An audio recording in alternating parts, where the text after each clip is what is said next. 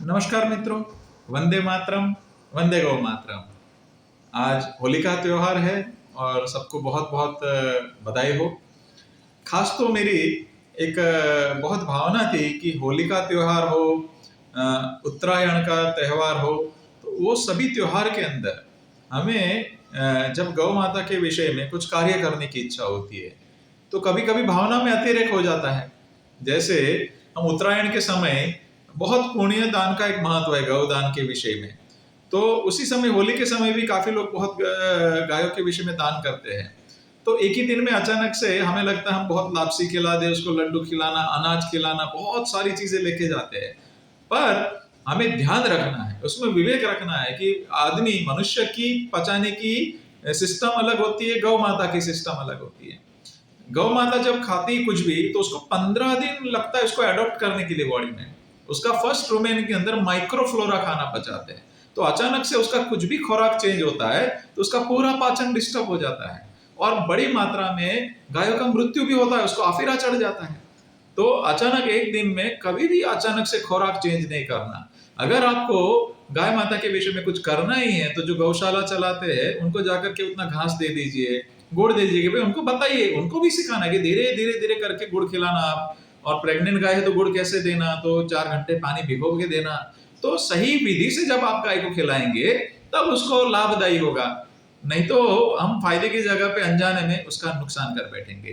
तो ये एक मैसेज देना जरूरी था कि जब भी हम पिंजरा पोल या गौशाला या कहीं पर भी जाके गायों के कुछ भोजन के दान के विषय में सोचते हैं तब ये विवेक बहुत जरूरी है, नहीं तो फायदे की जगह पे बहुत नुकसान हो जाएगा। कभी कभी हम सोचते कि प्रसाद लेकर के जाएंगे, अचानक से गाय को खिलाएंगे तो दिक्कतें हो जाती है।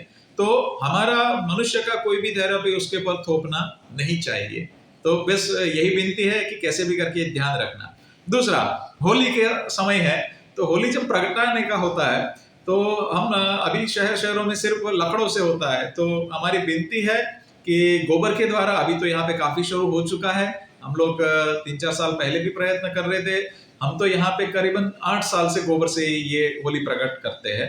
तो जब गोबर से होली होती है उसके अंदर औषधियां डालते हैं, तो उसके बहुत सारे वैज्ञानिक तथ्य भी है आध्यात्मिक के साथ में। जब ये वातावरण दो ऋतु चेंज होती है तभी उसकी जब गर्म होली होती है उसकी परिक्रमा करते हैं, उसकी बहुत लाभ होते हैं। दूसरे दिन ही उससे रंगों से, केशोड़े के फूल से और पानी से जब होली खेलते हैं तो पूरी सीजन के लिए ये एक तैयारी होती है।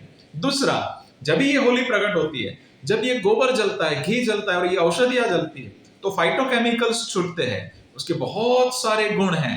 उसमें फिनोल नाम का वायु छूटता है जो एंटीबैक्टीरियल, एंटीऑक्सीडेंट है, एंटीबैक्टीरियल है। आज भी अस्पतालों में एंटीबैक्टीरियल विधि करने के लिए आर्टिफिशियल फिनोल डाला जाता है, वो नेचुरली गोबर के और घी के जलने से काफी चीज में ये अच्छे से होता है। उसी प्रकार प्रोपिलीन नाम का वायु छूटता है जो वायु को एकदम अच्छे से शुद्ध करता है, वातावरण अच्छा बनाता है, बारिश समय पे लाता है। उसी प्रकार फाइटोकेमिकल्स के अंदर जब ये छूटते हैं तब वो एपिलेक्सिक में काम करता है, पायरेटिक में एंटीपायरेटिक है, एंटी फंगल है, एंटीबैक्टीरियल है। इस प्रकार बहुत सारे रोगों में वो काम करने वाला होता है, हेल्प करने वाला होता है। जैसे मैं आपको एक बताऊं कि हम 100 जन बैठे, एक जन ने मिर्ची खाई तो एक जन को ही तीखा लगेगा ना, 100 जन को तो नहीं लगेगा। लेकिन वहां पे आग लगाई और मिर्ची डाली, 100 लोगों की आंखें जलेगी। तो ये अंधविश्वास की बात नहीं है, अध्यात्म और विज्ञान एक दूसरे से जुड़े हुए। जब ये होली का दहन होता है तब औषधियां डालते, गोबर जलता है, तो जितने लोग उसकी परिक्रमा करते हैं उनके सबके सांसों के द्वारा वो एक एक सेल्स लेवल तक वो पहुंचता है। ये बहुत बड़ा विज्ञान है। आजू बाजू का पूरा वातावरण, जब पूरे भारत में इतनी सारी होली होती है तो कितना वातावरण एक साथ में शुद्ध होगा। तो ये जो दो ऋतु चेंज होती है तभी बहुत सारे वायरस एक्टिव होते हैं, वो सभी को डीएक्टिव करने के लिए भी हेल्प करता है और वातावरण एक साथ में शुद्ध होता है। तो होलिका बहुत अच्छे से सात्विक तरीके से मनानी चाहिए।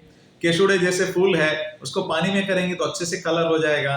सात्विक कलर जो नेचुरली ऑर्गेनिक तरीके से बनाए गए ऐसे कलर उपयोग करने चाहिए, जो केमिकल वाले कलर से टालना चाहिए क्योंकि वो चमड़ी को हानि करेगा। हम तो यहाँ पे गोबर और उससे भी होली खेलते हैं हम 7 साल से गुरुकुल के बच्चों के संग।